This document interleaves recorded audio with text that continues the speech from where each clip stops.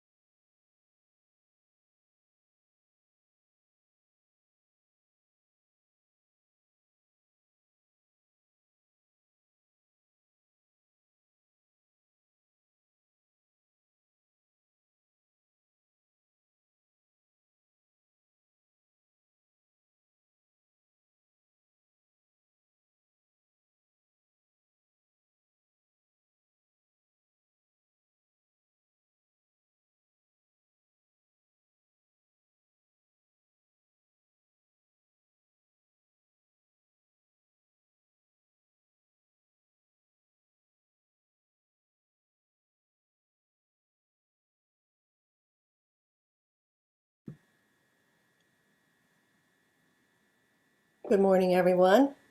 Thanks for joining us. We'll be starting. We're going to wait just a few more minutes while people are coming on to the webinar. Feel free to introduce yourself on the chat if you'd like to. Again, we'll be starting in a few more minutes. Thank you.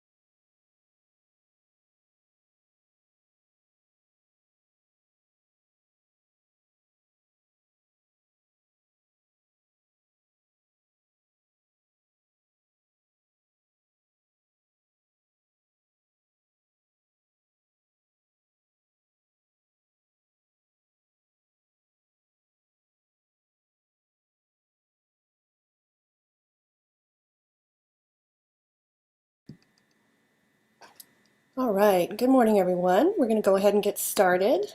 I'm sure people will filter in the next few minutes, but that's fine. So, welcome. I am Kira Epstein, the program coordinator at the New School at Commonweal, and we are here today with our host, Steve Heilig, to welcome naturalist and bird illustrator Keith Hansen to the new school. In just a couple minutes, I will turn this over to Steve to welcome you further and introduce Keith. We have some great events coming up in September I want to tell you about. You can find all of our upcoming events by going to our website at tns.commonweal.org. On September 17th, I'll be welcoming author Kathleen Dean Moore and naturalist Hank Lentfer to the new school to talk about her new book, Earth's Wild Music, Celebrating and Defending the Songs of the Natural World.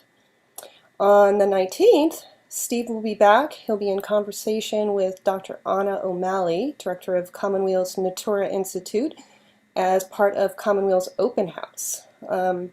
Join us for this event and stay for the open house on Sunday, September 19th. On the 24th, join us virtually again with Michael Lerner and Richard Heinberg. They are going to talk about his new book, Power, Limits, and Prospects for Human Survival. A few words about our webinar. We encourage you to use the chat box to ask questions and make comments. When you do, please chat to everyone instead of just to the panelists. You can do that by changing the drop-down selection in the chat window to say all panelists and attendees. We are recording this conversation. We'll have produced audio and video files available in a week or two on our website. And you can also find our recordings on SoundCloud, YouTube, Apple Podcasts, and Spotify. Ken Adams is behind the scenes as always. Thank you, Ken, for helping us with production. And finally, thank you for your donations to the new school. Your support allows us to make these events available to everyone, regardless of their situation. If you haven't already, you can donate on our website. I'll add the link to the chat box soon. And now we're ready to begin. Steve Heilig and Keith Hansen, welcome to the new school at Commonweal. Thank you. Thank you. Thank you very much, Kira. So, greetings to everybody, wherever you may be, and we hope you're having a good day. This is one, I don't know, we've done hundreds of talks now in the new school, and we tend to focus on what might be called heavy stuff. We have a lot of talks on healthcare, on the environment, death and dying, and all of that. And they are, to my mind, always very valuable and enlightening. And today we're doing something a little bit different, something I've wanted to do for a long time, and that is talking with my friend Keith Hansen, who is truly seen as an expert on birds, not just locally where we live and travel around, but travels around the world and publishes books on it. So what triggered this talk was the publication of his new book, co-authored here, that we're going to see a lot and talk a lot about, Hansen's Field Guide to the Birds of the Sierra Nevada, done by Keith Hansen, Edward Beatty, and Adam Duncan. So we are going to have a talk about this book and about his own life. So welcome, Keith. Thank you. Thank you for having me. And thank you to New School for hosting this event. I really am excited. Yeah, so we're both, we're going to go worldwide and keep it local too, because Commonweal and Keith are in the same town here. Here we are. Let's start with you a little bit. I mean, I've known you a long time, but your history of the more distant past, your beginnings, I don't know that well, other than the little bit that's in your book. So tell us about where you were born and how, what you were thinking of in school, and then how you first got involved with two things. Number one, birds, interested, and number two, being an artist. Oh, great. Well, thank you. And God, I guess I would probably have to go way, way back, and originated with the fact that my father was a naval aviator. And so we lived in several places in the United States as he would be, transferred around. And so I was literally born in a little town, Beeville, Texas, and near Corpus Christi, because my dad was stationed near there. I was only like 3 months old when we moved, but we then moved to the mouth of Pearl Harbor. So my first memories of my life, well, my first memory was my mom brushing dirt off of my hand saying, "Honey, don't eat dirt." So that was my first memory, but we lived right across the street from, missile cruisers and battleships and destroyers and aircraft carriers and just all this military brawn going in and out of Pearl Harbor in front of our house. So when you're a little kid and you have 3 older brothers that are getting excited because an aircraft carrier is blocking out the sun, and you go look at it, my dad would be describing all the different airplanes and the various battles that these ships were in, and the Battle of Midway and all sorts of things. He would often jump up from the dinner table and run outside to identify an airplane going over by the sound of the vibration that it would make. And he would point out the shape of the wings and how many propellers and look how the tail's shaped. And a few years ago, it dawned on me that I've, turned into my father and gone from identifying metal birds to feathered ones. And so we lived in Hawaii till I was a little kid, and then we moved to Maryland when I was in first grade. So from first to sixth grade, my life revolved around, taken off into the woods behind our house that seemed to go forever. My 3 older brothers were all born a year apart, and they were all a cohesive unit, about 4 years older than me. And so I was always happy to be on my own, just kind of catching salamanders and frogs and lizards and snakes and just playing out in the woods. And it was in about 6th grade that my older brother, Rob, was working on his bird merit badge to become an Eagle Scout. It was the last merit badge he needed. And so he had set up a grid across the street from our house, A, B, C, D, E, 1, 2, 3, 4, 5 across, and identified all of the trees, and then went in there and identified every species of bird. Oh, here's an American robin with a worm in its mouth flying from square B12 to I13. And he would draw it on the map and, oh, it's got a nest up here. Or, hey, it's feeding chicks. And in essence, he made like a breeding bird survey before I'd ever even heard of one. And he just kind of made it up. And it was on one of those days that he showed me a bird I would imagine some of you are familiar with, or most of you, the cedar waxwing.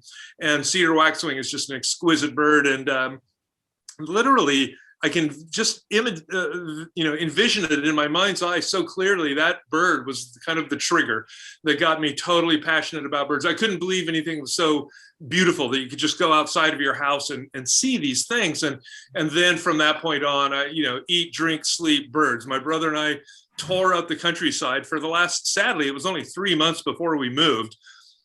I wish I had had more time to birdwatch in Maryland, but then we piled into the station wagon, drove to Fresno when my mom and dad were both born and raised in Fresno. And so after my dad's service in Maryland, he retired, moved to Fresno, opened a toy store, big hobby shop.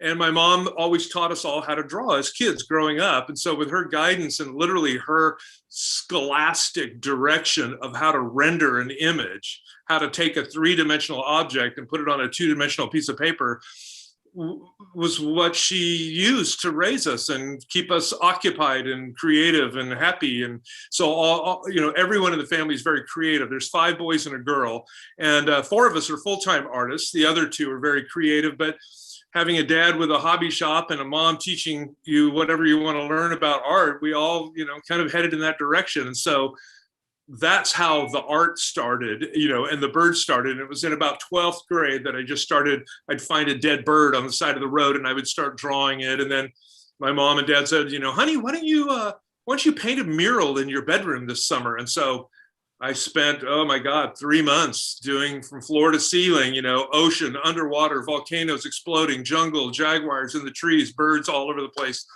And it was just kind of like the house to hang out in. And as I sat around and drew all day long, kids would come over and just hang out. And that's how I kind of got started. And then I literally, the first book I ever did was a coloring book on birds of the Sierra. And then I did a book called Discovering Sierra Birds with Ted Beatty, who's the same guy here, Ted Beatty, that wrote the status of the birds in this book. But we did a book back for the Yosemite Association many years ago, and then skip ahead 20 years, we were then asked again to come up with a brand new book, all new art, all new text, everything. And so that's what this is in a nutshell. So 4 out of 5 siblings are artists. That's amazing. Did you do any, go on to do any formal training in art, or is it all self-taught and all by your mom and stuff?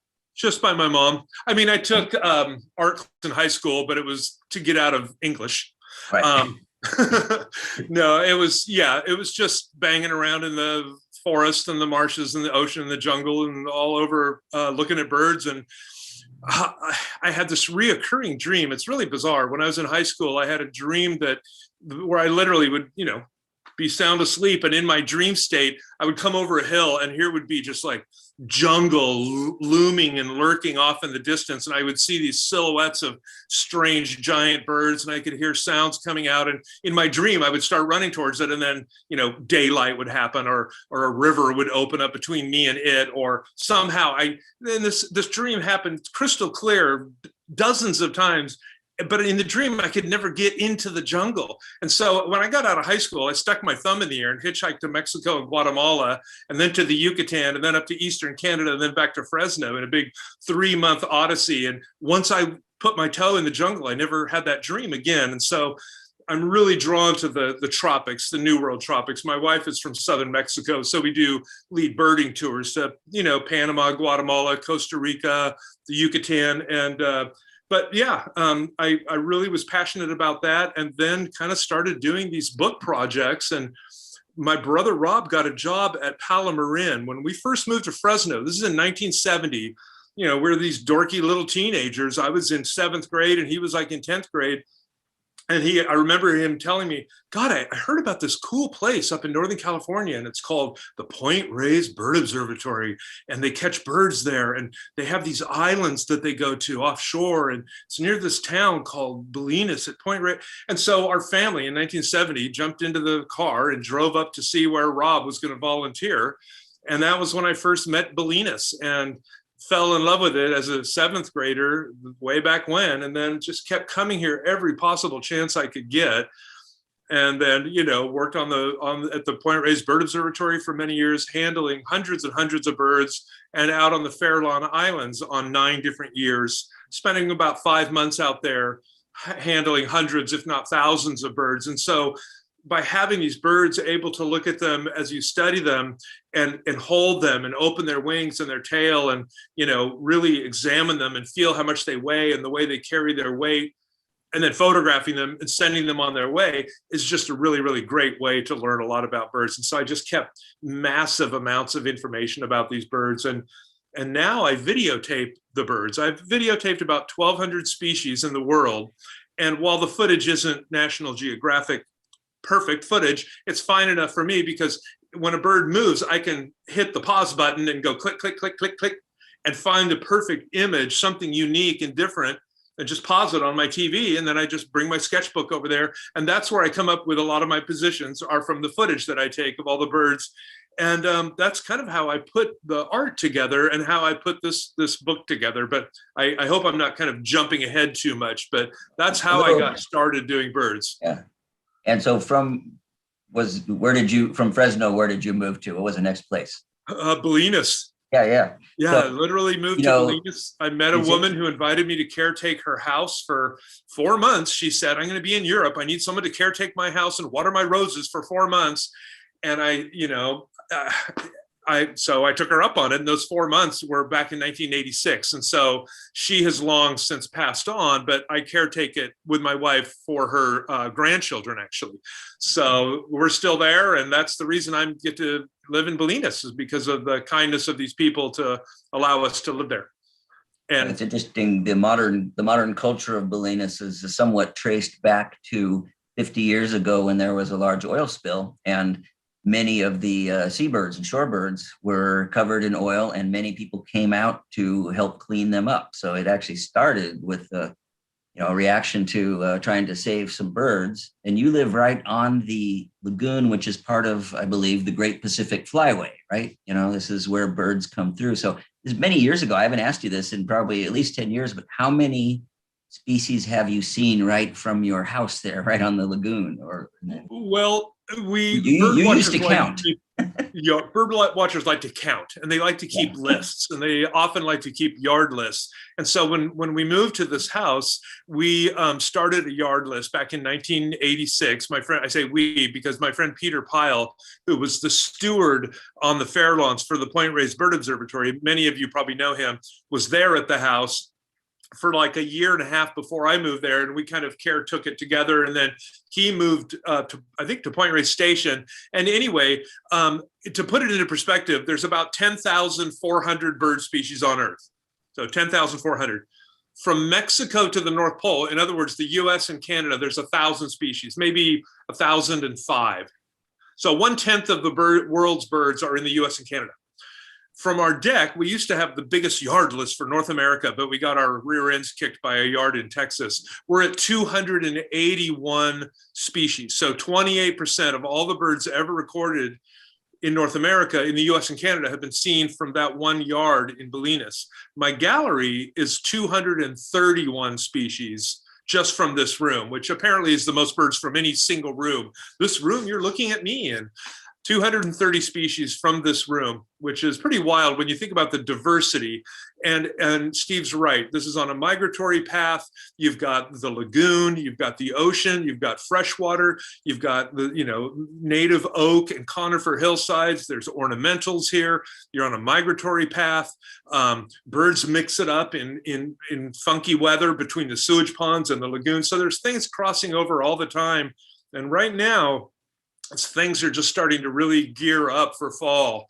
These shorebirds are starting to show up from the Arctic that are already done nesting in northern Alaska, the curlews and whimbrels and godwits and some of the other sandpipers. I just saw greater yellowlegs yesterday. They're all starting to head south. In fact, yesterday, a new species of bird was discovered for Marin County, and it's only the 4th record of its kind ever to be recorded in California. It's a bird from the Gulf Coast. You'd see them in the Yucatan or Georgia or Florida, but these young birders, they're like, 16, 17 years old, photographed a bird called a sandwich tern, T-E-R-N, like the elegant tern. Look a lot like an elegant tern, but they've got an all-black bill with a yellow tip. Out at Lemon Tour yesterday, they've got some pretty provocative photographs and video of the bird. So you never know, things are always showing up here, and it's always exciting to think of this, tern. I don't know, did it cross the Isthmus of Tehuantepec near Oaxaca? Did it come across the Panama Canal? How would that thing get to the Pacific coast is a weird thing to think about, but we live in a very, very special place. The diversity of birds here is insane. So there's a lot to see. Well, and for those who don't know Keith and haven't seen him in action, he's known around town as somebody you've never seen without binoculars in his neck. And if you're trying to talk with him about something, his ears are always tuned to what birds might be around. So right in the middle of a sentence, he'll go, "Oh, wait, and I did a walk with you once. I remember many years ago, we went up Audubon Canyon with a few people, and the kind of sonar and radar you have for birds is so amazingly developed. Is that something that you feel you have naturally, or did you really practice that, listening and seeing, distant species and quiet ones even? It seems you hear them all. Well, I guess if you're interested in it, then it's not a labor of any kind. It's just like, oh, what is that? And it's I will agree. It's very difficult to learn birds at first. A lot of people get very frustrated because it's just like this mishmash of sounds and they don't really know what to make of it. Is it a song? Is it a call? Is it a location call? Is it a flight call? There's all these different sounds that almost every bird emits. And they all have some meaning. They're not just like, oh, let's enhance the human's day with joyful song. They sing for a purpose, whether they're trying to attract a mate, whether they're trying to buffer other males, whether they're saying, hey, we're over here, we're feeding and we're fine, there's no Cooper's hawks around, or hey, there's a Cooper's hawk, everybody. Whatever that conversation is, you can learn that with birds. So I guess for me, being interested in birds, I try to be as attuned as I can for anything unusual. And usually that, often that'll pay off if you hear something and say, oh my God, what is that sound? And then if you track it down, oh yeah, that's that weird sound that the robin does, or, oh my gosh, that's this species. And so listening to it gives you a bigger range of observation to hear, because you can hear a bird half a mile away if it's a loud enough bird. That sandhill cranes and swans on a foggy winter day in the valley, you can hear them from over a mile.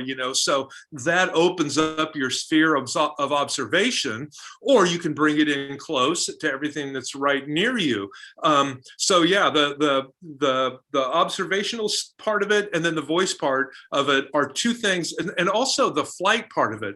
So much of what a bird does is how they fly. It's almost like their fingerprint. I feel like you could almost do a bird book without even showing a bird perched with its wings closed. Just every single bird in flight is somehow slightly different. Their cadence, the way they move, just like every human, every animal is different the way they move. And so there's little subtle nuances and things about the way they fly. And just all of the above. The voices are a real special part. And I annoy people to no end. My wife, sometimes I'll be talking to her and something will fly behind her head. And if she's in the middle of telling me something, I can see how that gets to be annoying. So I try to just stay focused right there, and not see the peregrine falcon that just caught a duck behind her head, and react to it.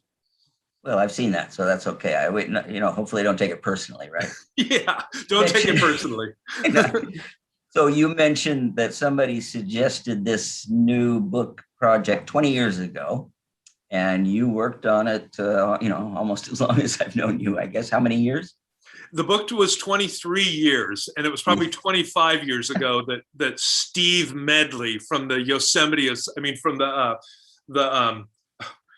was the Yosemite, it's now the Yosemite Association, and they suggested that we do this, and then we got a grant from the Packard Foundation to actually create the art and then the writing.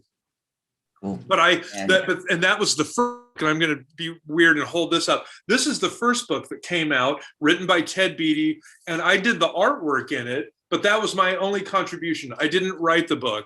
And this is the companion guide to this. This book is the life history. This is the breeding, the biology, the status, the food, the nesting, the distribution, interesting stuff about every bird, but not how to identify it. And that came out about 2 or 3 years ago, and it's all the same species. And now this book is the field guide, which helps you identify the bird. And that's what we're going over today. And that's the one that I wrote and illustrated about 1,300 individual portraits. Okay, so you are going to show us some of those and talk a little bit. So if we could go to the slides now, and we'll hear from and see some of this brand new amazing book. Okay, before I get started, whenever I get to a species group, a lot of times there's birds where there's only one species in that group, the wren-tit. The wren-tit is a wren-tit is a wren-tit. There's no other types of wren-tits. But with things like ducks or herons, in this case, I will often give a quick overview as to cool things about herons or how many species there are on Earth. And then I go into the description. I was given a full page per species here. And so every bird gets what I call the hook. There's like an interesting tidbit at the beginning, then a verbal description of the bird, the actual plumage, and then the flight description, the voice description, the range and status and distribution, and then similar species, other birds that it looks like. So every bird gets the hook, the description, the flight, the voice, the range, and similar species. But I won't be reading all of that for you here. I'll just be reading tidbits from each one. So I'm going to start off with, everybody knows the great blue heron. And just some of the thoughts that I put down for great blue heron, starting off is, ranging in size from the tiny least bittern to the stately great blue, herons reach maturity in 2 to 3 years. Statuesque. Height changes with posture. Roosting occurs with neck coiled. Bulky stick nests are built in trees and marshes, usually colonially. Feeding stands over 4 feet tall. Serenely forages from lake to lawn, relying on glacial pace and somber coloration for anonymity. prey found, fate sealed, bird springs dagger-tipped serpentine neck into ill-fated fish or gopher. And then the flight flies with slow, deep beats on broad wings. Coiled neck forms graceful curve, legs trail. Landing extends neck, appearing momentarily crane-like. And then the voice, a startlingly indelicate, gruff, croaking, also gives loud, quacking, rick, rick. Nesting colonies produce wooden clacking and guttural belches, all sounds worthy of a junior high school gym class. So that's great blue heron. So the next species is turkey vulture. 4 families of raptors constitute diurnal birds of prey, as opposed primarily to nocturnal owls. New World vultures and condors have featherless heads and non-lethal bills and claws. And then describing the bird, larger than osprey, smaller than eagles. With keen sense of smell, this gregarious, seemingly courteous mortician feeds on carrion with little conflict. Cloaked in undertaker's black, they warm themselves, appearing to welcome fellow mourners with wings held wide. And for flight, prefers soaring over flapping. Ascends to great heights, searching for carrion. Tipping and rocking, holds wings in shallow V, has curious and diagnostic habit of bending the wings downward at the wrist, flexing like a weightlifter at the mirror. So if you ever see a bird of prey flex its wings downward like a weightlifter in the mirror, that's a vulture or a condor, and never a hawk. Hawks don't do that. The next species is the northern goshawk. This is one of my favorite birds. Hunter of meadow and forest, our largest accipiter is nearly red-tailed hawk size. Berserk assault describes hunting style.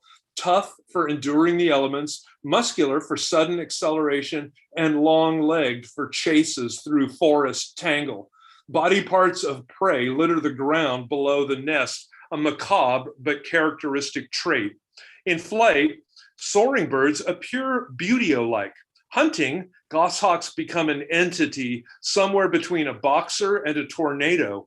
With a whirlwind's fury, it rushes, dodges, and punches through forest clutter with a prize fighter's agility. With grim indifference, it snatches and dispatches quarry, be it grouse, squirrel, or jay.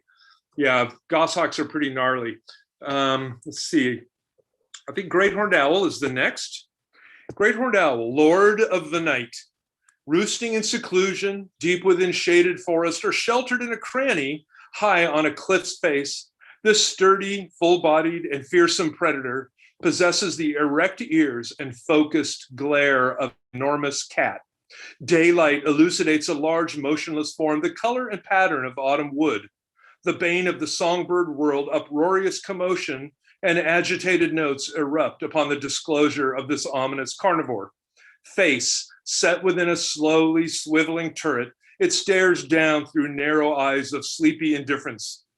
This look of calm and passivity is deceptive, for when dusk settles, this powerful figure moves forth into darkness to seize and spirit away prey, be it the size and gravity of a cat or the insignificance of an annoying bird who hurls insults by day.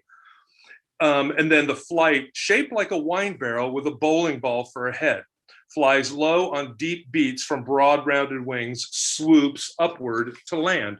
So that's great horned owl. The next one, maybe some of you have seen this at night in the spring on the gravel road by Palomar, the common poorwill, related to the East Coast whippoorwill, named after its beautiful call. So the common poorwill. If you could breathe life into a small pile of leaf litter, bone-dry bark, and fine gravel, your creation might just resemble a common poorwill, named for its soothing call. The voice reaches surprisingly far on still spring or summer nights. About the same weight as a lesser nighthawk, it has a shorter tail and round wings, often detected at roadside. With eyes reflecting orange, a small burning coal rising into the darkness is likely a poorwill flushing. Nightjars possess an elongated comb-like central toenail the pectinate claw. This well-formed grooming tool removes moth dust from plumage after a night's foraging. And then in flight, I write fluttery and moth-like, springs from the ground or low perch, to hawk large flying insects, rocking side to side, glides holding its rufous wings at 90-degree angle. Pourwills typically then drop and vanish at the base of a bush. That's the pourwill.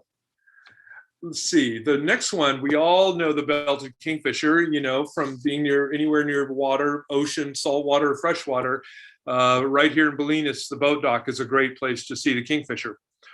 And then I encapsulate the world's kingfishers by saying, ranging from sparrow to crow size, Earth's nearly 120 kingfisher species exhibit audacious color combinations, large, often crested heads, long straight bills, and minuscule feet.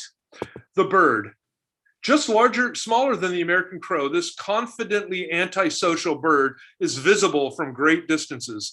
The male is boldly slate blue and white, one of few species where the females are more colorful than the males, and the female's reddish band effectively subdues her strikingly pied pattern. Flight, notably skittish, flies directly and powerful with rowing motion, displaying freckled wing patches. Head motionless, staring down, its lethal spear hovers with body at a 45-degree angle.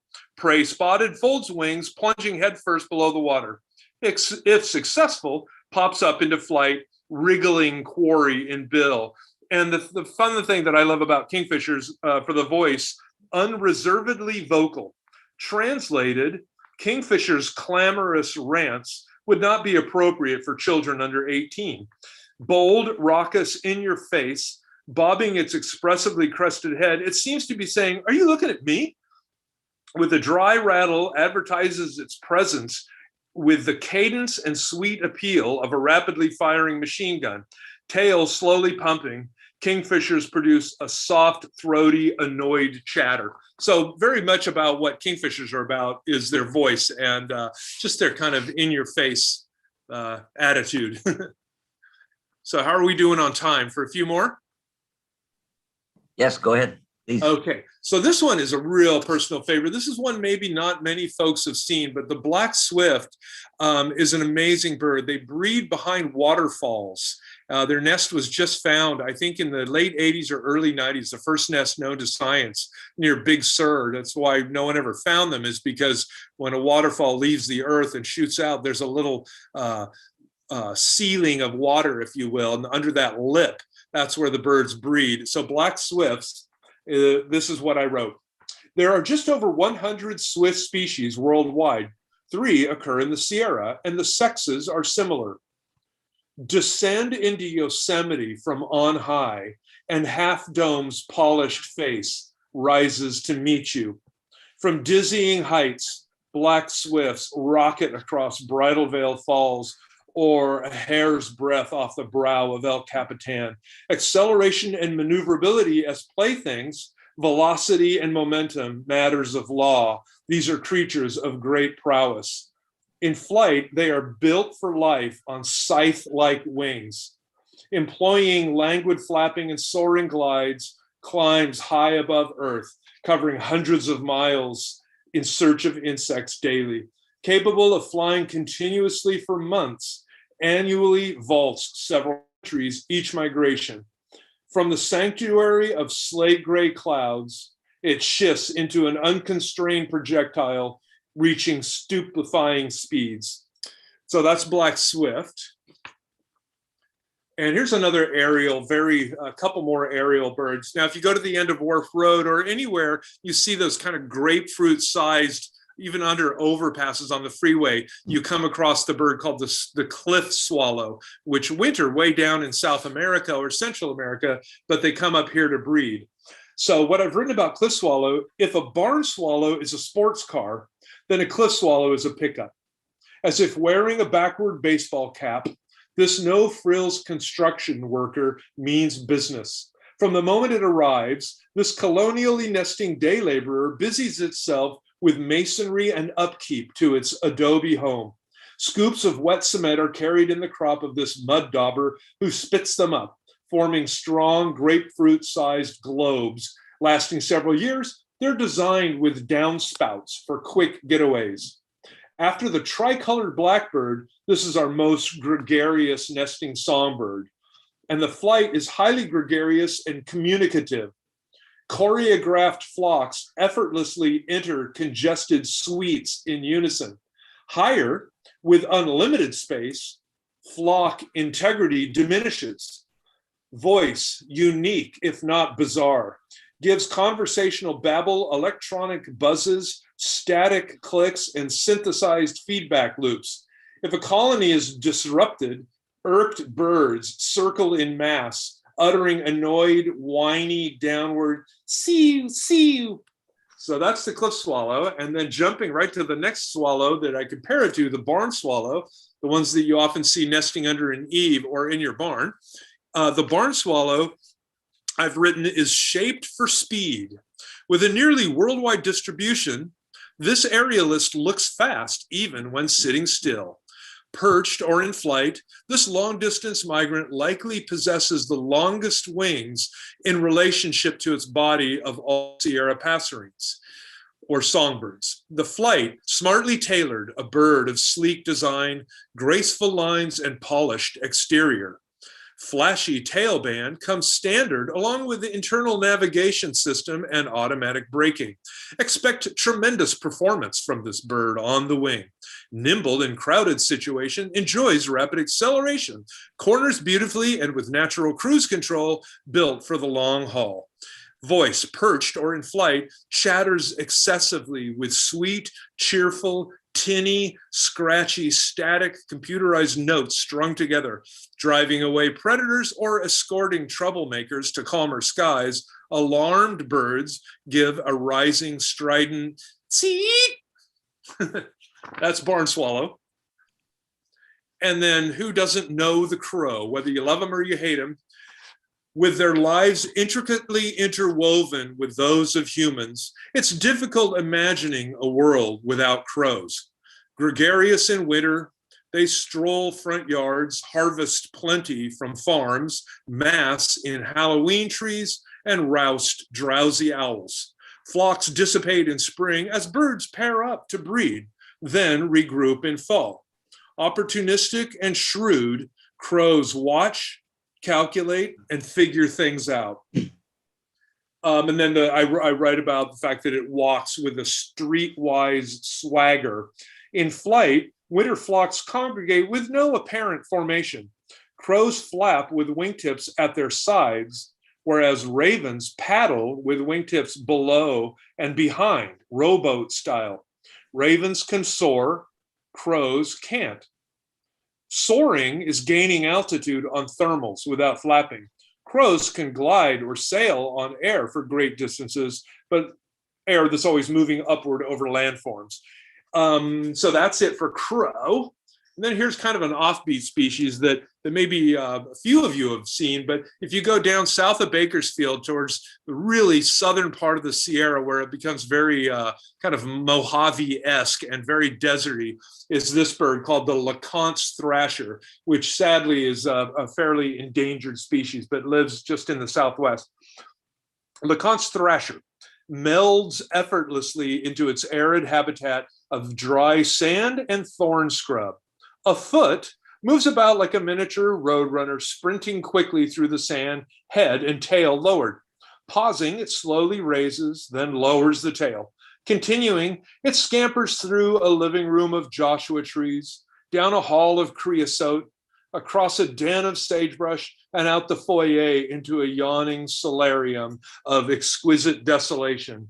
Slightly larger than the northern mockingbird, its slender, strongly curved bill casts a distinct silhouette. In flight, somewhat ungainly, moves low with labored flapping.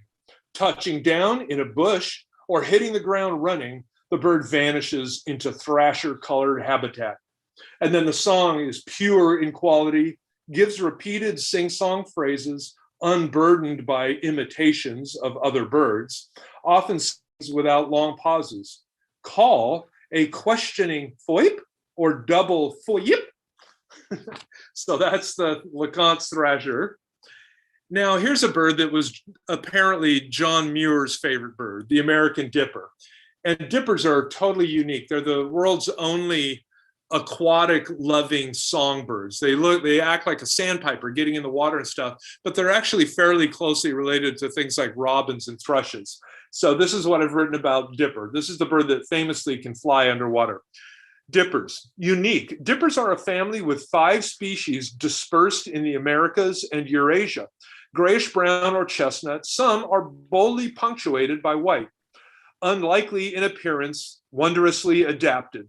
This aquatic songbird survives in a realm where granite rock and surging ice water relentlessly criticize one another.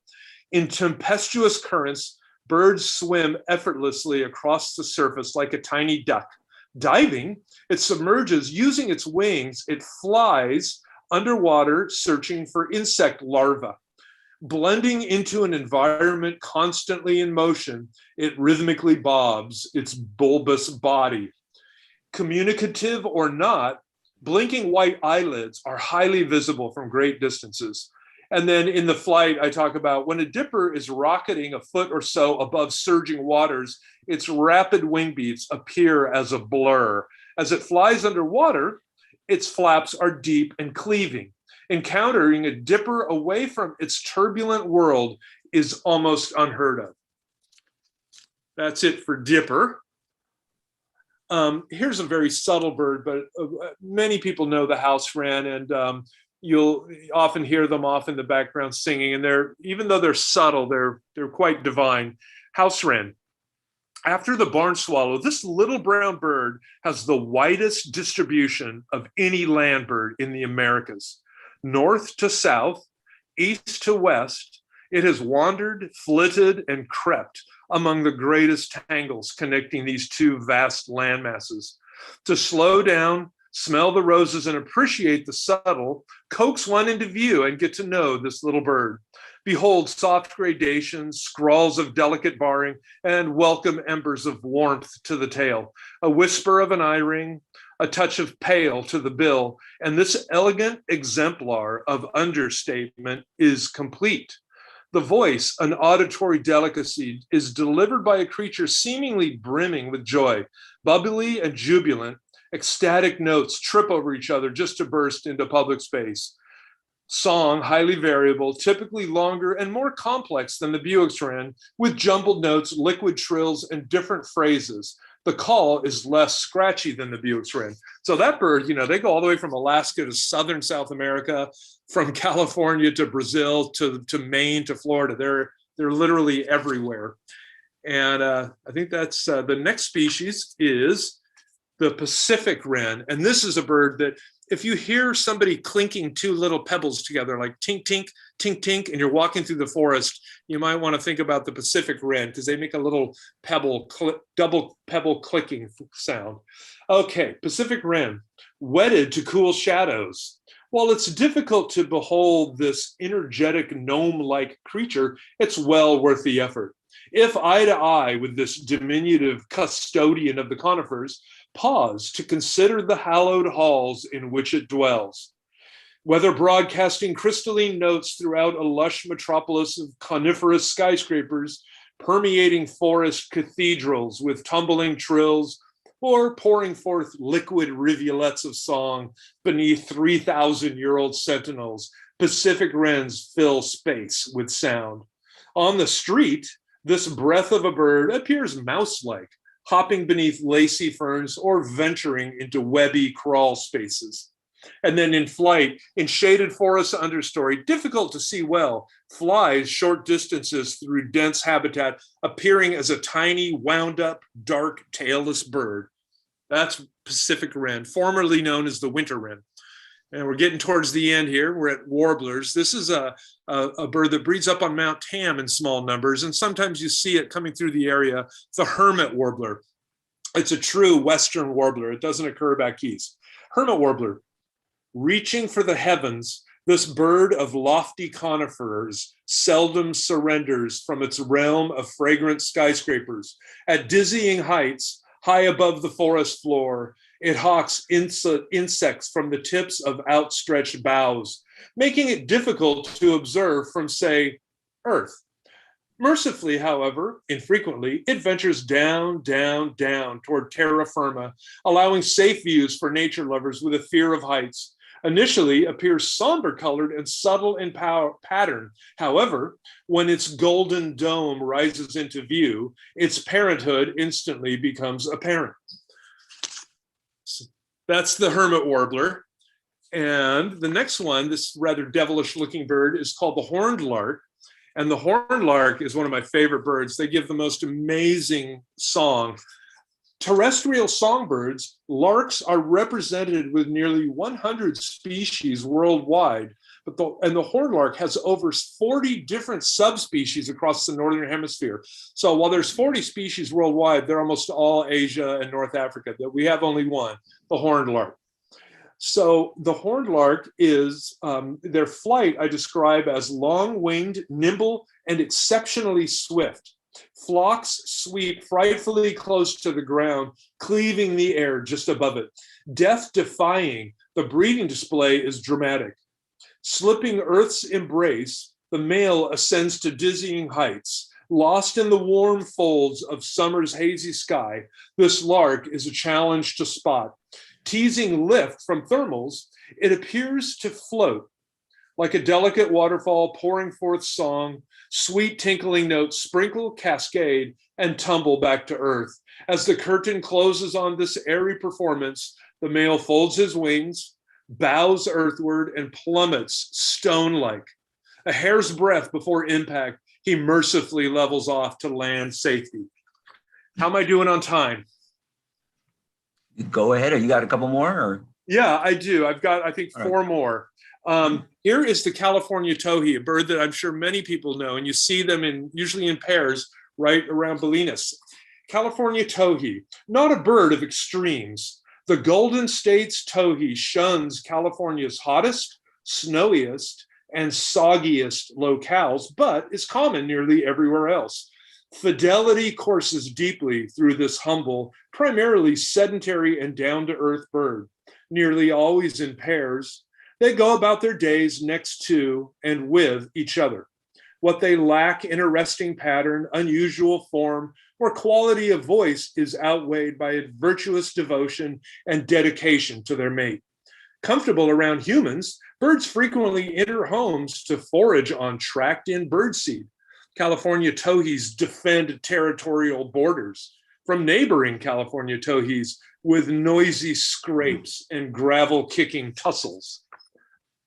All right, the next bird is a bird maybe you've all seen. Sometimes they attack people's rear view mirrors on their cars for days on end, or you'll see one scoot across the road, but you'll obviously hear this bird's song all around Bolinas quite often, and it's the song sparrow. Are birds happy? Do they express elation? If jubilation is measured by frequency of song, then this must be a cheerful bird. Much of the year and at different hours of the day, this songster saturates wooded spaces with joyful refrain. Rare in sun-drenched land, infrequent in lofty canopy, this down-to-earth bird tends the domain of the low-lying. In elaborate tangle, swaying cattail, or cool understory, it melds. Typically doesn't form flocks, but any caucus of winter sparrows usually has one or two in attendance. Stroll through its living room, and from behind shadowed lattice, it observes and assesses. Inquisitive, rarely vexed, it offers soft calls until its castle's sanctity is restored by your departure. That's the song sparrow.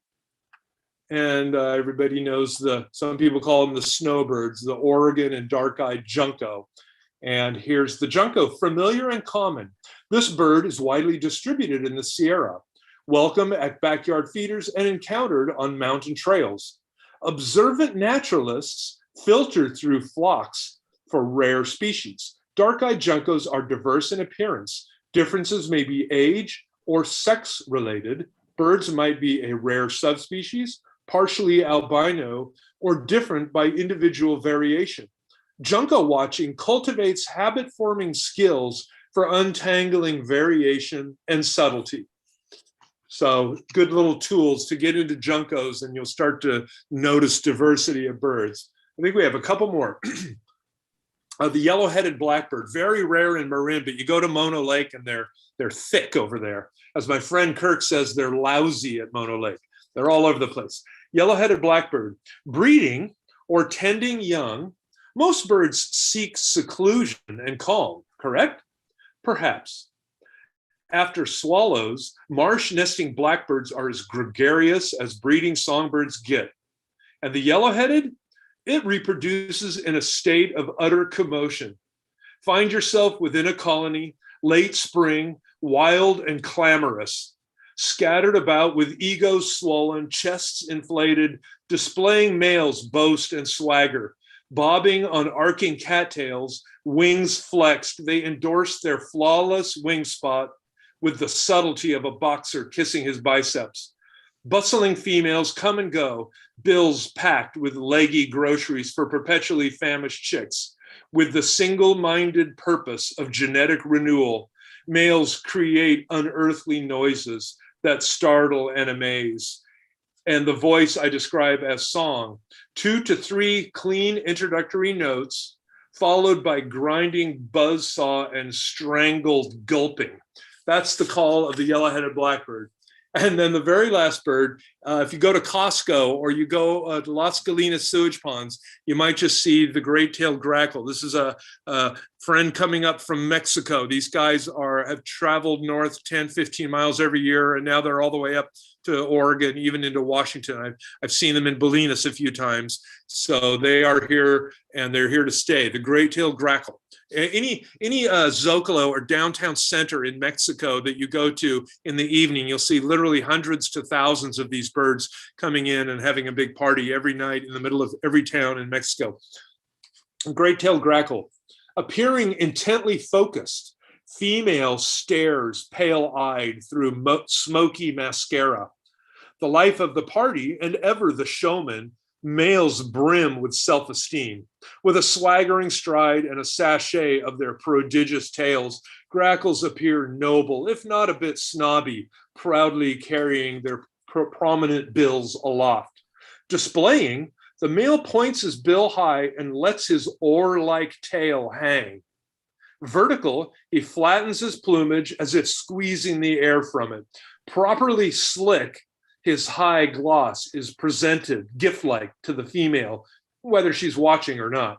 Congregating each evening in communal roosts, marshes or waterside parks, noisy birds gather, socialize, and in the safety of numbers, rest.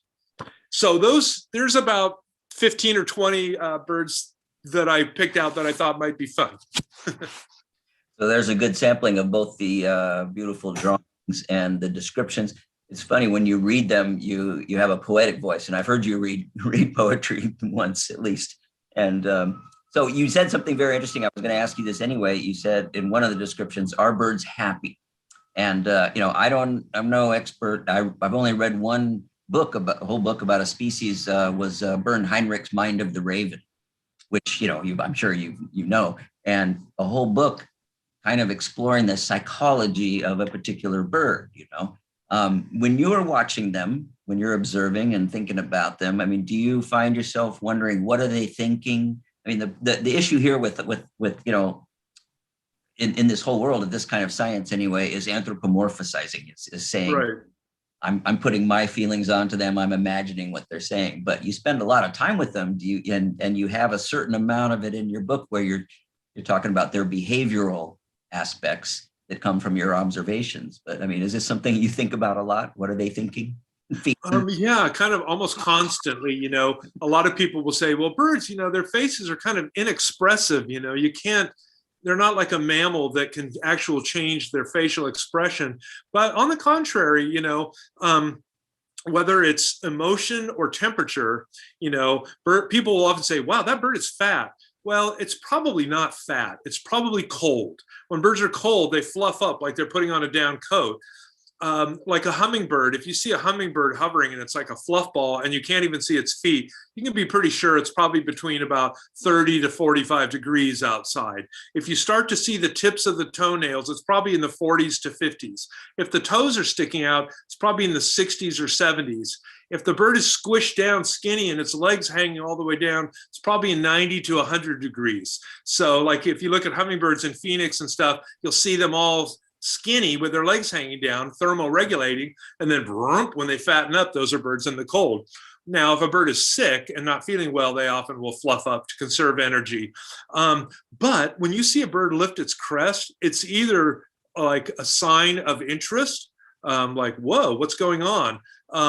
And when they flatten it down, it's usually fear, or, you know, when they squish all their feathers together suddenly and start looking around, especially when they look up in the sky. Anytime, birds are always looking on this axis, but if you see a bird turn its head sideways and look up, they're not looking at the ground at a bird seed. They're looking at the falcon that's 3,000 feet up in the air that you might not even see. So every time I see a bird tilt its head sideways, and they do it real quick like that, boom, I go outside and look up.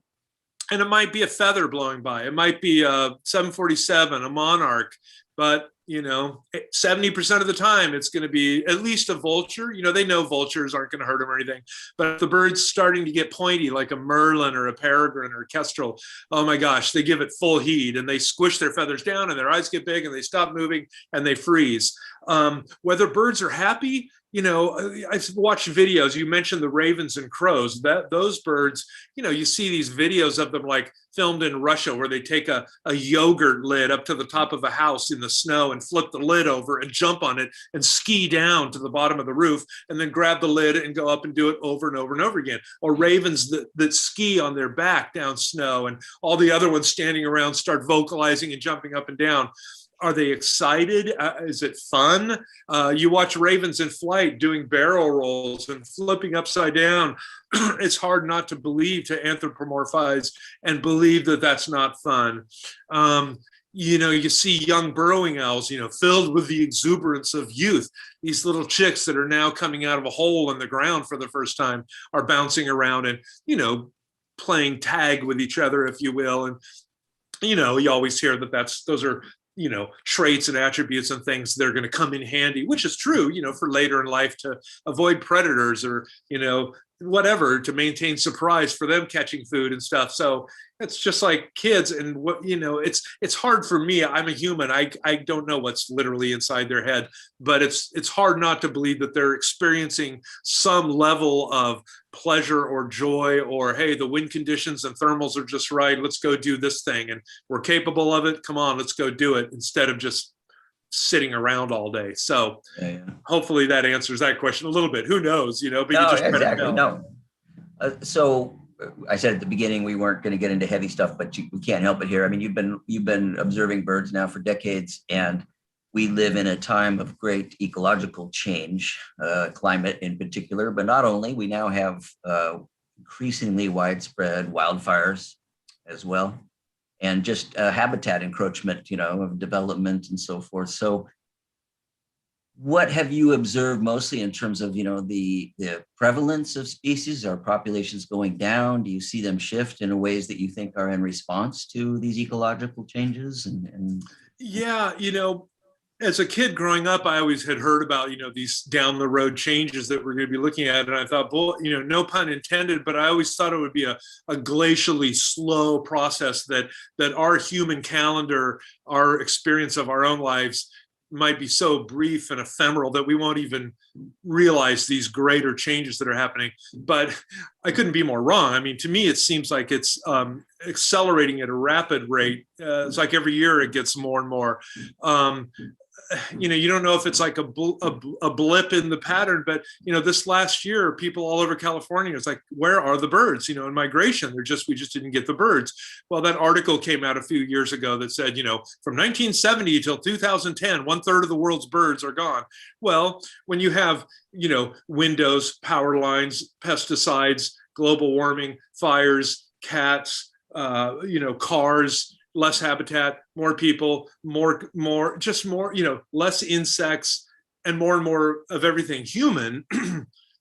it's not surprising that there would be less. Some birds are doing better. Hey, flowers are nice. We love our hummingbirds. Hummingbirds happen to be like on an increase in North America. They're doing just fine. But some of the hummingbirds, like the rufous hummingbird that breeds in Alaska, we're seeing this frightening drop of rufous hummingbirds, which is kind of scary because they really need to cover hundreds of miles to go from, southern Alaska and British Columbia all the way to southern Mexico. Whereas our Anna's hummingbirds that are here, they can go from flower to flower. They don't really migrate too far. They're wedded to the west, and there's always flowers around. So certain species, are being affected, and we heard about those numbers of a third of the birds going, but friends of mine are like, well, what about the last 3 years? Don't you see this distinctive lessening of birds? But on the other hand, with COVID, when nature kind of got a year off without tons of people being out in it, a lot of bird people that I've talked to have said, God, that area where I've studied for years and years, where the joggers and the bicyclists and people always are, now this year there were no people. Oh my God, the birds are exploding there. There's tons of birds. So it's like if you just let it be a little bit, nature has a great way of bounding back if you let it be. And birds that eat large flying insects are the birds that are really heading south now. Things like nighthawks, whippoorwills, large flycatchers, shrikes, especially because of people's preoccupation with pesticides along roadsides. Oh, get rid of the bugs. Any place I go with lots of insects, I just am filled with joy, whether it's butterflies or bees, because there's just so fewer insects now than when I was a kid growing up. I remember my dad having to pull the station wagon over to clean the windshield off, because there were too many bugs on the windshield. I only wish I could see that. I was just in Mexico a few weeks ago, and oh my gosh, the bugs down there are great. I mean, they're everywhere. There's, all kinds of wide diversity of insects. So the more insects we can have, the better. And, just diversity of native plants.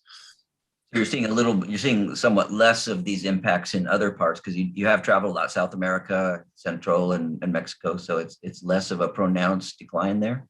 Well, if you go there, there's like just massive scale habitat loss in X, Y, or Z country. Costa Rica often proudly promotes how wonderfully nature filled it is, and it is, but the distances between those virgin jungle cloud forest spots are getting separated now, where you go from one to the next. There's not like this continuous patchwork as much as there used to be. I was in Guyana a few years ago, and when you land at the airport and you come out, there's a big billboard. It says something like, "Welcome to Guyana, 85% of our jungle is still virgin." And we got up in a small airplane and we flew for 45 minutes over jungle that you could look from one horizon to the next, and there was not a telephone pole, not a road, not a trail, just lush jungle. And so that filled my heart with joy to see wild areas of that much forest still intact. And that's great. But it's variable, humans are becoming more and more populated. And with that, you've got fires too. Birds, thankfully, can open their wings and fly away from a fire. But all the other critters that can't perish. But that being said, then the demands are then placed on all the other neighboring birds that have their territories set up. And now you have these fire refugees to the tune of millions of birds get pushed out and have to go. So, after a few years or so, a habitat can only sustain so many birds. And so if it's already sustaining that level of birds and a bunch of immigrants come in that are, that live next door, that their houses are all burned, there's just so much pressure that it can take, and there's that issue. We're seeing, we like a spotted owl right after the big fires last year. A young spotted owl showed up in Bolinas, and there were all these other kind of woodpeckery kind of fire refugees and things that showed up after all the Sierra fires. So they got to go somewhere, and they're just going wherever they can and hoping for the best. I don't know what else to say. It's sad, but that's just the way it is. Well, maybe in the great sweep of things, longer time, this is just, it'll be up and down in some ways. There was there wasn't a bestseller book about 10 years ago or within the last 10 years called The World Without Us, which basically talks about what would happen if humans disappeared like overnight. And I mean, even in cities, it's kind of amazing. And this is projection, of course, but how fast the recovery could be. So yeah, maybe, So here's a couple, we'll go to some questions here too, but here's a couple for me, and here's a tough one for you. What are your 3 favorite birds? Don't think too hard. I'm sorry? Don't think too hard. It's just, well, it is difficult because even the most subtle little, like, oh, okay, that's pretty good. Show me a toucan now. Each of these creatures, even like the level of subtlety to me is like a beautiful thing. It's like, it's not that way for no reason. It's like that for a reason. Every mark, every sound, every pattern, every little nuance and subtlety, every shape, every feather is there for a reason. It wouldn't be there without millions of generations of these birds, forming into what they have become through evolution. So they all birds, I love all birds, but spotted owl is one really personal favorite of mine. Every time I see one, they're just a joy to behold. They're kind of like a confiding old soul of the old growth forest. You can get pretty close to them and they'll just stare at you through their dark eyes, and they just have kind of a gentle look. You wouldn't think they were gentle if you were a dusky footed wood rat, but they are the birds that are now really getting, we remember the logging situation where the habitat, the old growth forest was being preserved for the owls, and then people were losing their jobs through logging. Well, now spotted owls are getting a full on assault, and I wish I could be more optimistic, but I don't have a lot of optimism for their long-term survival because of a new creature that's come here called the barred owl. And barred owls used to be wedded to like the southern swamps of, like East Texas, Florida, the Carolinas, and they kind of went up to the Great Lakes. And that was their world. And they're the ones that you hear whenever someone's in the swamp that goes, woo, woo, woo, woo, woo, woo, woo, woo, woo. That's the song of the barred owl. Well, as the forests of southern Canada started to be logged, they like disturbed habitat, and they're a bigger, aggressive species, and they started to move west across the southern third of Canada, a few miles every year, and then boom, they got to British Columbia, and people thought, oh my God, do you think these things are going to make it to oh, boom, they're in Washington. Oh my God, do you think they'll make it to Oregon? Bam, they hit Oregon. Boom, they hit Humboldt. I found the first one from Marin County on the Bolinas-Fairfax Road while imitating a spotted owl. Suddenly this thing came in. I heard its feet actually impact on the pine, scratchy pine bark. And I looked up, and here was this thing. It was like snapping its bill. It was all inflated with its wings out, really pissed off. And I videotaped it. It was like, oh my God, this is a barred owl. And so barred owls displace, hybridize with spotted owls, and eat spotted owls. So they're coming in fast and they're coming in hard. And now they're showing up in the Sierra, and spotted owls go all the way to like southern Mexico. So there's different subspecies of spotted owls. They range from British Columbia to southern Mexico, and the barred owls are coming to get them. I hate to sound like that, but it's sad, but that's what's happening. So, and then my other favorite bird is the great swallow-tailed swift, just this ridiculously beautifully aerodynamic. It's patterned like an orca. It's all black with these white saddles that go around its body, but they live in the tropics of southern Mexico, and they fly, 100 and 130 miles an hour over the forest. And then any hummingbird. I'm a big hummingbird fanatic. I'm very impressed with hummingbirds. So those would be my 3 favorites, probably. What's the biggest one you've ever seen? The biggest species or hummingbird? The biggest species is a bird called the jabiru. It's a big white stork with a black head and a big red neck that you see in Belize. It's the tallest bird. The bird with the biggest wingspread I've seen is either the California or the Andean condor with like a 11-foot wingspread, and several albatrosses are getting up there. The heaviest bird that I've ever seen, I think, would be probably either the trumpeter swan or the white pelicans are really, really heavy. Turkey maybe even is the heaviest bird I've seen. So who knows? Turkeys, right. Yeah. Somebody asked if you would if you'd had anything to say about red-winged blackbirds. Red-winged blackbirds are really cool, and keep the California red-winged blackbird in your bank account, because down the road it might be actually split off into a separate species. So if you've seen red-winged blackbirds back east, the ones that are all black with a red wing, and they've got kind of like this yellow border to their wings shaped like a Nike logo. Those are the red-winged blackbirds that go from back east all the way over the Sierra to like the crest of the Sierra. You walk out your door in West Marin and you see a red-winged blackbird. They're all black with just red, and they're commonly referred to the bicolored blackbird. not to be mistaken with an endangered species called the tricolored blackbird. We'll put that over here. But our race of redwing, the bicolored, which is just black and red, you see them at the sewage ponds all around town and everything. That bird is very, very different in the sexual look of the female compared to the East Coast species. So you look at an East Coast female and a California female, and they're super, super different. And, at some point they may be, split into a separate species. And the bicolored ranges from the coast, saltwater, to about 500 to 600 feet in the Sierra. So it's a coastal San Joaquin Valley into the foothills bird of California, and that's kind of it. And the question right from that, somebody asked also, why do birds why do they get renamed and confuse people? Or, Yeah, well, there's a group called the American Ornithological Union, is what it was called. Now it's the American Ornithological Society. And usually that happens when there's a species pair, like there's a bird out there called the yellow-rumped warbler. And yellow-rumped warblers are really, really common. But in the old days, they were called the Audubon's warbler and the myrtle warbler, because they're really different looking. They don't even really look that similar. And why they lumped them into one species, which they are now, the yellow-rumped warbler, people go, oh, it's a yellow-rumped warbler. It's either an Audubon's from the west or a myrtle from the north and the east. Well, the Audubon's warbler only breeds like in the Rockies and the Sierra. The myrtle warbler breeds from like southern Alaska all the way across to the East Coast. And they have a white throat, and ours is, there's numerous ways they're different. Well, it may turn out that they re-split those again. So when they split them, they take a single species and go, you know what, these are actually two different species. And now through genetics, doing the DNA on birds, they're able to see how far apart they actually are. And so I would imagine pretty soon the Audubon's warbler the yellow-rumped warbler will be split again.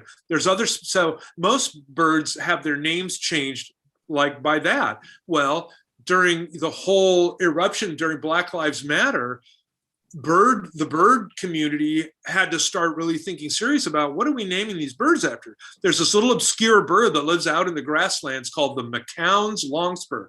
Well, McCown was this, I don't know a lot about him, but he was a pretty monstrous human being during the Indian Wars, if you will. And this bird was named after him. And so now that bird is called the large-billed longspur because it's the one with the longest bill. It's a little sparrowy thing. So that was changed. That's why a bird's name is changed in that way. So they're either split or they're lumped, or they have their names changed for being correct politically, or, there's a bird called the long-tailed duck. It used to be called the old squaw. Well, why do they call it an old squaw? Oh, because it sounds like a bunch of old squaws talking. Well, that's not a very good name to call a bird. Let's call it the long-tailed duck. And so that name changed. So as humans, evolve into, higher thinking beings, we taking those things into consideration. And then a lot of the times there'll be a bird we think is one species, like the red crossbill, and they start doing the DNA work and the voices of the birds and where they breed. And there's like 8 different species. They're identical to us as human beings, but they're different species that we didn't even know. And so there's that. And so they're going to have to come up with all these other new names for those 8 other birds. There's a whole variation of why names are changed. Somebody also asked when you're watching, say, a movie or a show and you hear bird sound on there, do you immediately start to think about where they might be? Can you locate a set, as it were? That kind of all the time. There's some local film people here in town I was bringing that up to about, and they were surprised that bird watchers even cared about the accuracy of birds. And it's either like on a sound set, like remember the TV show MASH? Well, MASH is supposed to take place in Korea. Well, they filmed it in LA, so you hear California quail in the background, and you hear ash-throated flycatchers, and you hear scrub jays and crows. There's no scrub jays in Korea. And so that is something a bird watcher can, every bird watcher can mention all the different movies they've ever seen. I wrote an article called Bad Birds about all the bad birds that are in movies. And it was Blood Diamond is a Leonardo DiCaprio movie. It's about like the blood trade, the diamond trade in Zaire, or I forget what country it was in Africa. And it was like this horrible world of, diamonds and just the horrors that go along with that industry. But all the birds that they had in the background were like blue jay, cardinal, eastern screech owl. And I'm thinking, aren't there like cool sounding birds in Zaire? I mean, certainly there must be. So there's a lot of movies. We've all heard the macho Dodge truck commercial with the red-tailed hawk. Drive Dodge trucks, built tough, and then they stick the red tail in there. One funny sound is the cactus wren. In Hollywood movies, before anybody gets killed or before something really diabolical happens, they'll stick a cactus wren in. And if you listen, it's kind of a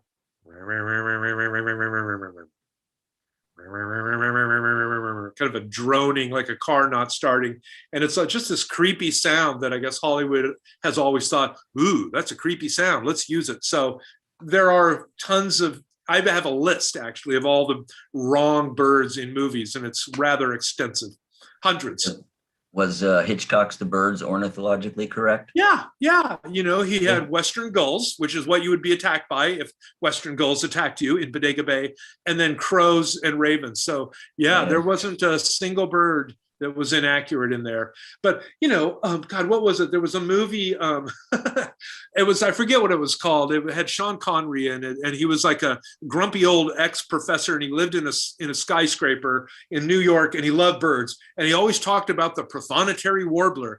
And he was talking to one of his students, and he goes, oh, there's the prothonotary warbler there. And they show it out his window in the Bronx or wherever. It should be like cement wall, but it's sitting in this like lush tropical forest where you would find, prothonotary warblers, or on Charlie's Angels. Oh, I get pygmy nuthatches in my yard at Carmel. And I'm thinking, wow, that's pretty cool. Pygmy nuthatch. They could be in Carmel. And she's in her house. Oh, look, there's a pygmy nuthatch right there. And the camera swings around. But the bird that they portrayed was this jungle tropical thing called a troupial. And a troupial is like this gaudy orange and black bird with a blue face from South America. Oh, look, there's a pygmy nuthatch there. So they're always, it's Hollywood. They do what they have to thrill people. Here's a tough one for you. Are there any birds that you really don't like or even hate? Well, there's birds that have behaviors that are accentuated by what human beings have done, most notably the brown-headed cowbird. Brown-headed cowbirds are native to North America. They're part of the ecosystem, and they ranged from the Rockies to about where the Appalachians start. So they followed the ungulates, the bison and deer and hooved animals around, and they ate the insects that they would kick up. But that bird will parasitize up to 40 nests a year. A female can lay 40 eggs in a year, and she'll lay her eggs in other species' nests for her way she doesn't build a nest, and so that bird that she's put her egg into has lost their ability to raise its own young because the cowbird usually outcompetes them. Well, with human beings' preoccupation with, hamburgers and beef, there are now cows from Alaska to Florida, from Maine to South America, and cowbirds have followed them everywhere. And so cowbirds are exploding in numbers and in population. And so there's a lot of control work being done to try and reduce their numbers because, if one cowbird female can ruin 20 to 40 nests a year, it's a wonder that birds are even going to survive. The other one are these murmurations that people send, these beautiful swarms of starlings. Well, starlings are an introduced bird. They're a myna. They're in the myna family from Asia and Europe. And they were brought here in like the 1860s, let it go into New York. And now there's, hundreds of millions of them. And so whenever you see like 10,000 in a swarm, well, you can go, oh, those two birds constitute no bluebird nesting. And those two birds are a woodpecker that didn't get to nest because starlings are cavity nesters. They nest in holes, cavities in trees. So if you're a wren, a bluebird, a screech owl, a flicker, a woodpecker, starlings will move in, kick you out, raise their young in there. And so that nursery is then taken over by the starlings. But luckily, starlings populations have now not only flattened off, but are just barely starting to decrease a little bit. And weirdly enough, in Europe, they're like really going down for some unknown reason. So we can always hope. I love birds. Starlings are beautiful, but we could do with less of them. The invasive parasite kind of birds are the ones that are not. Yeah. So I've been a California coast guy my whole life, and I'm probably stereotypical, but beyond crows and ravens, which I love. I've never been a big fan of seagulls, but my favorites are these guys, the pelicans, right? Yeah. And I was surprised to see at first for a second because I thought Sierras, and then I realized, I remembered, they're out on the east side migrating, and there are the lakes out there and so forth. So just from you didn't highlight this one, but you see them all the time, of course, when they come, and they're in those beautiful patterns too. And I've always thought of them as flying dinosaurs. I love them. Yeah. So what are they thinking? What do you have to say about pelicans? Well, white pelicans, the name pelican, you got a brown pelican and a white pelican. And that's about the only similarities that I'm getting. That's about sorry. Did you lose? We still see you. Oh, you can. I'm so sorry. I can't see anything right now. We can see you. I'm going to go backwards one. I'm so sorry. Well, I can't see anything right now, but with the white pelicans, they really, should I hit the launch meeting sign? I'm not sure. Okay, there we are. We can see you though. Okay, sorry about that. White pelicans and brown pelicans are really different species. There's two brown pelicans on Earth, ours, the brown pelican, and then off the Humboldt Current off Peru and Chile, there's a giant brown pelican. It's almost identical to our brown pelican, but it's gigantic. It's really, really huge. Our brown pelicans, yeah, they're a big bird, but they're not particularly large or heavy as a pelican. All of the white pelicans are bigger. Australia has a white pelican. Africa has a white pelican. America has a white pelican. Eurasia has. So it's like every major continent has a big white pelican, and they're all white with an orange bill and black wingtips. And they're all kind of freshwater. They don't dive. We're all familiar with the brown pelicans plunging into the water. If somebody ever tells you, oh, yeah, I watch white pelicans dive, well, I would like to see a photo of that because I've never heard of that ever happening. They feed by seining. They get in the water and splash their wings like fishermen, and they push the fish into shallow water and then scoop it up with their bill. So they don't ever take wing to feed. Whereas the brown pelicans, they plunge from way up in the air into the water and catch fish that way. So they're very, very different. And our birds, they live in the southern San Joaquin Valley, up and down the valley. You see them soaring around near Nevada. You'll see them there on the Bolinas Lagoon even sometimes. They're pretty infrequent. They're more freshwater, but you go to Abbott's Lagoon and the lagoon and you see them around. Well, when those things get up and soar, they'll leave like Bakersfield, the southern San Joaquin, and they'll get up and fly and glide. They'll circle, they're on a thermal. They won't even flap their wings, and they'll get up to about, 18, 19, 20,000 feet. Then they lock their wings without flapping and glide all the way over to Utah and Nevada for a late lunch and eat and hang out there. They literally will vault the Sierra just to go feed for a day or two on the other side. And they all breed near like Lake Salt Lake, and in a lot of areas in the Intermountain West.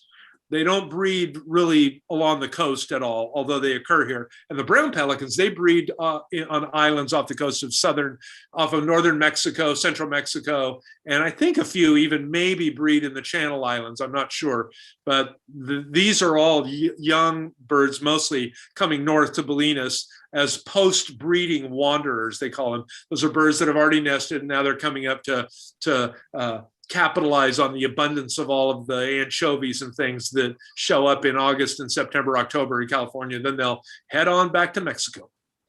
And the brown pelicans are a famous kind of case study in how ecological case study in how human action to change pollutants and so forth has helped bring them back too, right? Yes, yeah, they're doing pretty well. My brother, oh my God, he was able to get footage from a woman that he met when colored film was just at its infancy. This lady that my brother met had, when she was a little girl back in, God, I have to think that it was like the late 30s or early 40s, used to go to what is once was the Tulare Lake bed in the southern San Joaquin. It was the largest body of water in California. Even, because Tahoe, Nevada, Tahoe is bigger, but this was entirely in California, in the southern San Joaquin. And there was this giant lake down there, Tulare Lake. Now it's all cotton, but there was a white pelican colony there. And she had this funky old color footage that she's like, hey, would you be interested in seeing this? And my brother was like, oh my God, would I ever? And it was like a family picnic. This family was out on these levees in the middle of the Tulare Lake. And here were thousands of white pelicans. And this footage shows like little kids with their old fashioned clothes running around, throwing rocks at these pelicans, gathering up armfuls of the eggs and building pyramids, I mean, just like super destructive. And the adults are all sitting there, drinking their lemonade, thinking, oh, how sweet, and then off they went. The pelicans are all freaking out and flying. So they used to breed big time in the southern San Joaquin, but no longer. Well, so I want to say thank you and congratulations on the book. Thank you. And are you going to do another one, or are you taking a long break now? Well, now I'm illustrating an app called Flock, Flock, which is an app that helps unify all bird watchers. And as you type in the bird's name, an image comes up, and my images. So I'm illustrating hopefully every species in North America. There's 1,000 of those. So 320 species are already done with the Sierra book. So now I'm doing like cardinal blue jay, all the East Coast and oceany stuff that isn't in the Sierra book. And you can get the book, the Sierra book, if you're interested, on my website. It's just keithhansen.com. And it's available there for anybody who's interested in purchasing. And I send them out, get them out the next day. Very cool. And published by Heyday Books. And we actually did a New School talk some years back by the founder, Malcolm Margolin. That was pretty cool. That's on our website there. So Keith, thank you very much. Great time talking with you. And I'm going to go back to Kira here, and I'm going to go out and look for some birds. All right. Thanks a lot, you guys. Steve and Keith, thank you so much for being with us. And Keith, your illustrations are just gorgeous, and your writing about each bird is just so unique and personal. And I love your bird imitations. Oh, thank you. And so thank you so much for your lifelong dedication to and your enthusiasm for our birds. My pleasure. Again, we'll have recordings produced of this conversation available in a week or two. And if you're on our mailing list, you'll see them come through, or you can follow our feeds on SoundCloud, Apple Podcasts, Spotify, or YouTube, and you'll be notified when the recordings are posted. One final time, I'll ask you to please consider making a donation to help us keep these programs coming. Each donation is so important to us. And Keith, maybe you can take us out with your favorite bird imitation. Wow. Well, before I do that, I would be remiss if I didn't just point out, my name is not the only name on here. Ted Beatty is the person that wrote the previous book, and Ted's contribution was the status and distribution of every bird in the book. Adam Donkin, who lives over in Woodacre, is the young man who put all of the artwork together. Yeah, he did the illustrations, but he laid out the book and gave it the whole flavor, the look of it. So that's Adam Donkin. I just would be remiss without mentioning him. Great horned owls, a lot of people talk about great horned owls, and that's one of the few birds that you can actually tell the sexes apart by their song. And it's one of the few birds where the female actually sings. And so the male and female, you will be laying in bed and you'll hear one close and maybe one far off. And the male has an extra note in its call. And so the male goes, whoo, whoo, whoo, whoo, whoo. So it's like, bum, bum, bum, bum. And then it's the second part, ta-tan-ta, has 3 notes. The female goes, whoo, whoo, whoo, whoo, whoo, either 2 or 1. So she's, whoo, whoo, whoo, whoo. The male is, whoo, whoo, whoo, whoo, whoo, whoo. So it's a little extra flourish there for the male, and that's the female. And then the baby, the incessant begging that goes for hours and hours that maybe drives you crazy. And I know I'm going to hurt my throat when I make the sound, but the chick goes,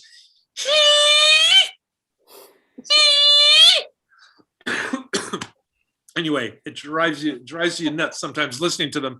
But that bird is saying, feed me, stick a dead rat down my throat, please. Wonderful. Excellent. That's great. Great concluding. That's great. Thank you. Visual and concept. Wonderful. All right, well, Thanks. Steve Heilig and Keith Hansen, thank you for being with us at the New School at Commonweal. We'll see you next time. Thank you. Bye-bye. Bye, everybody.